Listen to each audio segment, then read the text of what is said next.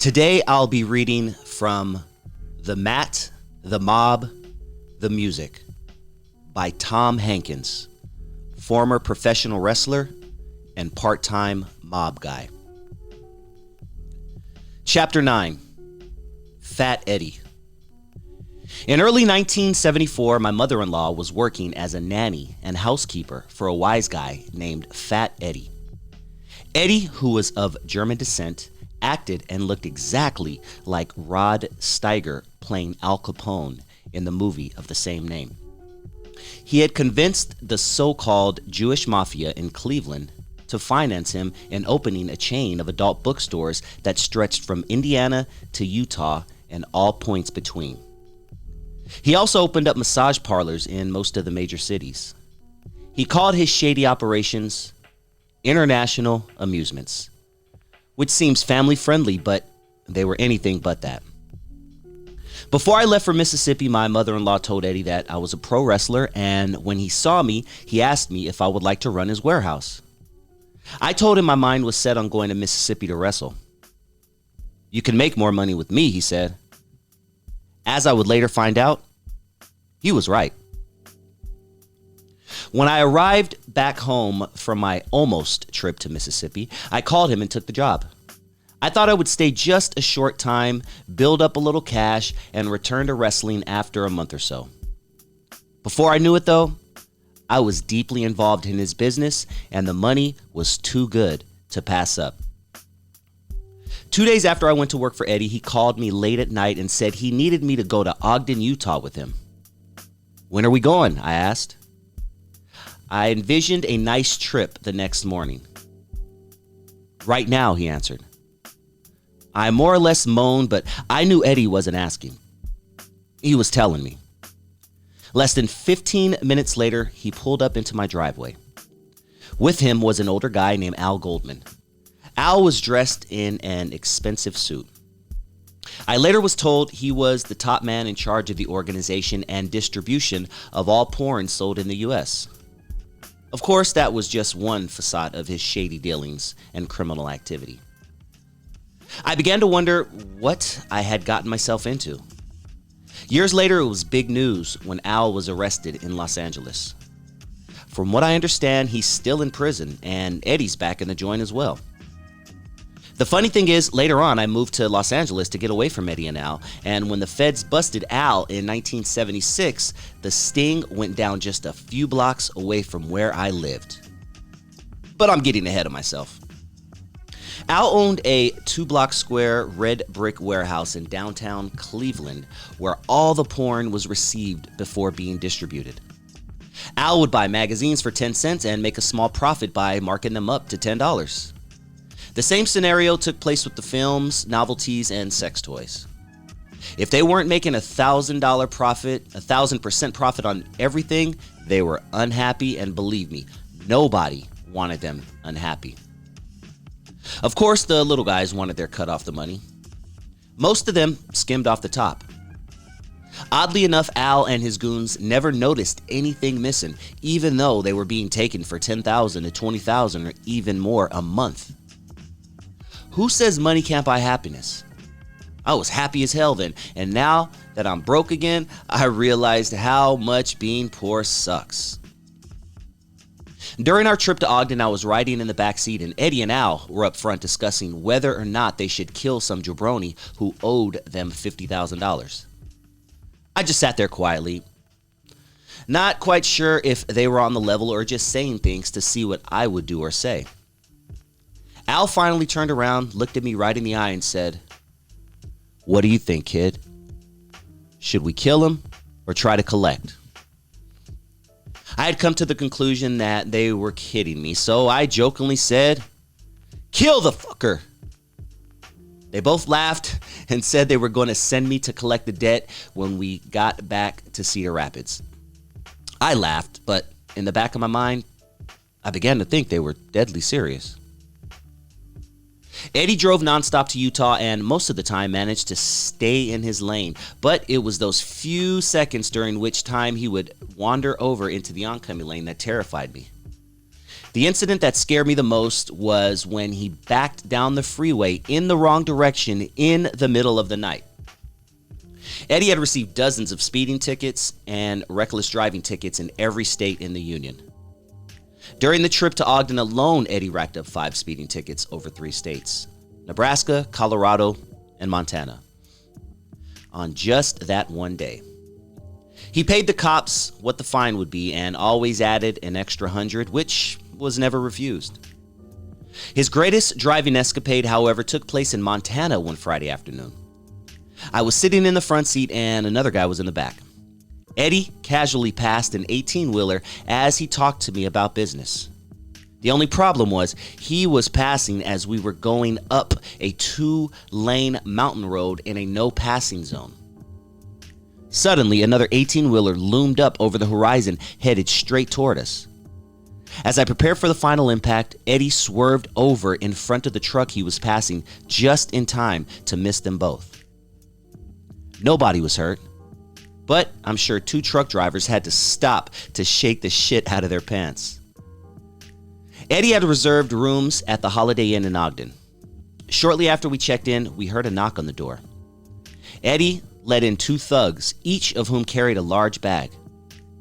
Al whispered to me, "Stay alert and keep your eyes on them." I didn't know if he was joking or not. All I could think was, why am I watching them and what am I looking for? As I asked myself those questions, the 2 men laid the suitcases on the beds and opened them. They were full of guns. Now, I knew what Al meant when he told me to keep my eye on them, but he knew I wasn't armed, so what in the hell was I supposed to do when something went south? Eddie picked out the guns and he wanted and threw a .38 special onto the bed next to where I was sitting. "Keep that for yourself." I told him I didn't want it, but he insisted. "Trust me, you'll need it someday." I left it on the bed, but Eddie picked it up and gave it to me when we got back to the car. "I told you, keep it." Maybe I had seen too many movies, but I had a strange feeling we were being spied on as things were going down. I kept glancing at a huge heating vent on the wall up by the ceiling. I imagined there was an FBI agent in there filming us. Everything went smoothly, though. Much later, I learned that everything that took place in that room actually had been filmed and recorded by the FBI. Thank goodness I turned down Eddie's offer of the gun when we were in the motel room. When we left the room, we walked down the motel hallway. Eddie was looking at the floor as he talked and walked, disproving my claim that he was incapable of doing both at the same time. All of a sudden, wham! Eddie walked right into a thick plate glass partition that stood next to the doorway. I started to laugh, but Eddie hollered as loudly as he could, "God damn it! Not one word about this. Don't you dare laugh." None of us laughed, but we were all in tears with laughter on the inside. A few days after we got back to Iowa, Eddie told me he was sending me to collect the $50,000 he was owed. I had forgotten all about it, but he had been serious. He sent his bodyguard Butch with me. Butch was a massive black football player who stood about 6'3" and weighed a solid 275, and he was mean as he was big. Luckily for me, we hit it off from the moment we met, and we became good friends. Whenever I had to go to any area in Chicago or any city for that matter, having Butch at my side gave me easy access to any place I wanted to go. On one trip, Butch and I spent 2 days on the south side of Chicago. We hit all the bars, and I didn't meet one bit of hostility from anyone. I never gave anyone a reason to attack me, other than I was white, and in reality, that was a legitimate reason. Regardless, Butch always had my back. I tried to talk Butch into becoming a pro wrestler, but the idea of blading turned him off. I showed him how to make a blade, how to cut himself, and told him it really didn't hurt much. He wouldn't go for it, but he would go to the matches when Dan and I went to cards in the Midwest. He loved pro wrestling, but he didn't want to take a chance on getting himself hurt in a fake fight. He preferred the real thing. Butch was a big, muscular man who could have gone far in wrestling had he so desired, but he seemed to enjoy working in organized, or more often disorganized, crime with Fat Eddie. It was the easiest job he had ever had, and the fact that he got along extremely well with me and my clique of crooks was a benefit to all of us. If you got on the wrong side of Butch, he would hate you forever, so I'm thankful we got off on the right foot and became fast friends. Now, where was I? Yes, the $50,000 Eddie wanted us to collect. Butch and I drove over to the Italian restaurant the deadbeat owed and walked into his office. I simply took a seat and let Butch handle the niceties. He walked over, leaned on the desk, went nose to nose with him, said, "Pay me now so I don't have to hurt you," he growled. "And hurry up. We don't have time to fuck around." The guy flew out of his chair, opened a small safe he had behind the desk, and pulled out cash. I couldn't believe he had that much money on hand and how easily it had been for Butch to make him turn it over. Butch made him throw in an extra $2,000 for the two of us to compensate us. As he put it, for our traveling expenses. Well, we did drive almost 3 miles to collect the money. We were doubly elated when Fat Eddie slipped us each $1,000 for getting the money so quickly. I couldn't believe it. I made $2,000 in less than 30 minutes. And I was getting a regular salary from Fat Eddie. And I didn't do anything but sit down. I never said a word the whole time we were there. I was beginning to realize how much more lucrative it was working for Fat Eddie than wrestling. I wanted to get back to wrestling badly, but the money was so good that I decided to stick around. Eddie had a general manager for his adult bookstores, or as we referred to them, smut huts, named Lowell. One day, Eddie called me into his office and told me I could have Lowell's job. I would continue to run the warehouse so it would add to my responsibilities. His one condition was I had to fire Lowell myself so Eddie could see how I handled things. Firing him was no problem because I had proof he had been stealing merchandise from the warehouse and then selling it out of the trunk of his car. My method of firing him was to cut a wrestling-style promo on him that impressed Eddie. He wasn't a wrestling fan, so he had never heard anything like that. I used all the best lines I had learned during my time in the wrestling business. I told Lowell he was a common pencil-neck, noodle-armed con man. I yelled in my best promo mode and made him turn over the keys to all the stores and building before sending him packing. I never saw him after that. I was having the time of my life and found myself moving up in the world of organized crime after only a few weeks on the job. I hired my wife Sue to fill in for me as warehouse manager, and I took over management and operations of Eddie's smut empire. The Cougar Lounge, where Dan and I had played blues for a long time, was located next door to Fat Eddie's warehouse and offices. What a coincidence. I would take all my paperwork and an adding machine over to the bar and set up shop in one of their booths.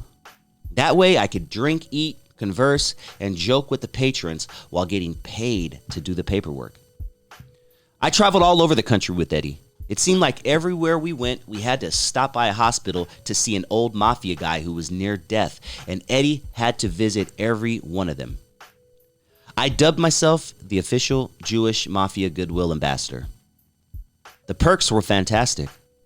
My position got me free food everywhere we went, free pot by the pound, and I was able to get huge discounts on anything I wanted to buy. One day, a group of about 12 wise guys held a conference at Eddie's place.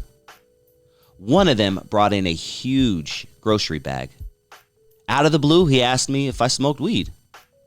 Of course, I lied and told him no. Apparently, I hadn't learned from my experience with Pepe Lopez that no was the wrong answer to that question. Just like Pepe, he said, "Too bad. This bag is full of weed. I was going to sell it to you for $50. "I'll take it," were the next words out of my mouth as I reached for my wallet. I convinced Fat Eddie that I could raise his profits by displaying his merchandise in a way that would make his stores look classier. Lowell had let things go and the stores looked dumpy. All they needed was a coat of paint, carpeting, and new displays. Eddie said he would give me 25% of the extra money he took in from an average of what he'd taken in the previous year. Multiply that by 7 stores and it amounted to quite a tidy sum. True to his word, Eddie gave me the 25% of the additional profits from each store every week. When I added that to the money we skimmed off the top from his movie arcade machines, the money was flowing in. With the extra cash flow, Eddie was able to expand his smut huts into other cities. When I opened a store across the street from a Mormon church in Ogden, Utah, I was arrested and thrown in jail. We were in jail for less than an hour when Eddie and his attorney bailed us out. We drove to the new store and reopened it. That was big news in Utah. As the saying goes, there's no such thing as bad publicity. The newspaper and television reports gave us a lot of it and at no charge, so we raked in a lot of cash through that one venue. Thinking that might come in handy one day, I kept a duplicate set of books for the 7 stores. Eddie didn't know I was keeping legitimate records of his business, and the numbers didn't match what he reported to the IRS at all. Arson was Eddie's favorite form of destruction. Whenever someone who wasn't connected to the mob tried to open an adult bookstore and arcade within 50 miles of one of the mob stores, their buildings would mysteriously burn down. Eddie once brought in someone from the outside to burn down a store in Salt Lake City. It burned down all right, and before the firemen could get it under control, the entire block went up in flames. More than once, Eddie made me offers of $5,000 to burn down a building, but I always turned it down. I didn't want to be responsible for possibly killing someone who happened to be in the building when I did it. I don't recall anyone getting hurt in any of the fires though, but newspaper reported on a parakeet perishing in a fire in Illinois. Besides that, I was already being paid a good salary in addition to the $4,000 a month I skimmed off the top. There was so much money flowing into the stores that Fat Eddie never missed any of it.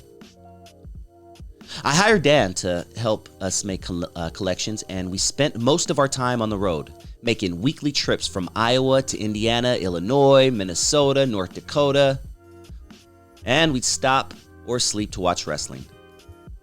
Most of Eddie's stores were in AWA territory, so we took the time to see wrestling wherever we were close to where they were holding a card. Of course, every time we walked into the stadium or auditorium, the wrestling bug seemed to bite me. Eddie really took care of me. He even bought me a new Mercury station wagon with a super sound system, or quadroponic as they were called in the day before surround sound, in which to make collections. The car had heavy-duty shocks and a huge safe installed in the rear to hold the massive amounts of quarters from the movie arcade machines and the cash from merchandise sold at each store. I constantly caught store managers stealing, so I was in a never-ending state of being a thief, firing thieves, stealing from thieves, and hiring new thieves. The one exception to this was a night clerk named Dave, who was called Muzzy. Dave was a very strange bird, but my wife hired him one day when I was out of town. He always overdressed for his job in the store. Every night when he cashed out at the end of his shift, he would come up a few $100s over. I don't know where he got it or why he didn't pocket it, but there was an overage every night. Fat Eddie had taught me well, so I pocketed the extra money whenever I checked up. Eventually, Muzzy thought he could go behind my back and get my job as Eddie's right-hand man, but things didn't turn out that way for him. First of all, he wasn't a tough guy. In fact, he told me he had never been in a fight of any kind. When we heard about him planning a power play, Butch and I decided to scare him off. However, before we could move ahead with our plan, Butch found a picture in a classified section of one of the porn mags. It was Muzzy, dressed as a woman and advertising himself as a crossdresser. Butch didn't like him. Nobody did, in fact, so from that day forward, he gave him nonstop grief about being a transvestite. Personally, I didn't care what Muzzy did, but Butch wanted to beat the crap out of him. Muzzy kept denying it was him in the magazine, but there was no question about it. Then Muzzy got Fat Eddie to hold a meeting so he could share his plan on how to restructure Eddie's business. Butch, Dan, and I knew exactly what he was up to, so we planned to restructure his face when the opportunity presented itself. That night, however, I came up with a better idea. The next morning, I nabbed the keys to Muzzy's car when he laid them down. An hour or so later, I took Muzzy, Butch, Dan, and Fat Eddie to Muzzy's car. "Make him open the trunk, Eddie." Much to Muzzy's surprise and our delight, it was filled with magazines, films, some outrageous big double dong dildos, and other assorted sex toys, all from Eddie's warehouse. Eddie fired him on the spot. Everybody was stealing from Fat Eddie. His bookkeeper gave me $500 in cash. That was a lot of money in 1973. Every time I went on the road. She told me as long as I brought back receipts for what I spent, which at the most was usually $200, and I was hard-pressed to spend that much, she would write off the rest and let me keep what I had left over. That was yet another source of tax-free income. Later on, we learned the bookkeeper was embezzling large amounts of money from Eddie, and after Eddie pissed her off one day, she ratted him out to the FBI. The FBI let her keep all the money she took when she agreed to testify against Eddie in one of his tax evasion trials, which eventually put him in the big house. What were some of your duties as a mob guy?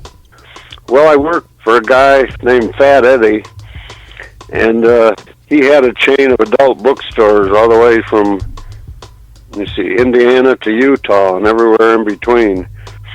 And I was his right-hand man, and I'd go to these bookstores and check on them and fire people and hire other people and make them collect the money out of the machines, because there's no way I was going to go to those movie machines and touch them. Oh, hell no. But so I made the store managers, clean them out and pack up. We come back to, Iowa is where we were based, and come back with the station wagon. We had special springs in the safe put in it so we could carry all this money back. And it was unbelievable, but it was a great time. That was probably the most fun job I had.